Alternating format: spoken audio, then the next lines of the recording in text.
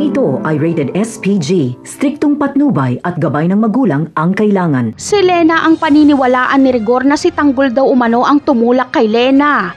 Kaya galit na galit si Rigor at gusto niyang patayin si Tanggol kapag makita niya ito. Galit na galit din si Rigor kay Santino dahil nakikipagsabuatan daw umano ito kay Tanggol para subukang paslangin si Lena at ang ipinagbubuntis nito. Ipinupunto ni Rigor na gusto nang mawala ni Tanggol si Lena. Kahit anong paliwanag ni Santino na sinadya umano ni Lena na magpahulog sa hagdan ay hindi siya papakinggan ni Rigor. Kaya dito na magdidesisyon si Santino. Gagawin niya ang nararapat na si Marites dapat ang gagawa.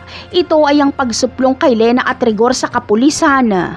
Pupunta si Santino sa presinto at siya ang magbubunyag sa relasyon ni Lena at Rigor. Saktong si Samonte at Jacobe pa ang kanyang makakausap kaya agad na aaksyon ng dalawa para hulihin si Rigor. Ganti nila ito dahil nabugbog sila ni Rigor noong nagsuntukan sila. Kaya si Santino lang pala ang makakapagpakulong kay Rigor. Kahit pa makulong si Rigor ay hindi pa rin aalis si Lena sa bahay ni Marites. Wala na kasi siyang mapupuntahan at wala na rin siyang trabaho. Igigiit na lang ni Lena ang karapatan ng kanyang ipinagbubuntis sa bahay ni Rigor. Ngunit si Rigor nga kaya ang ama ng ipinagbubuntis ni Lena?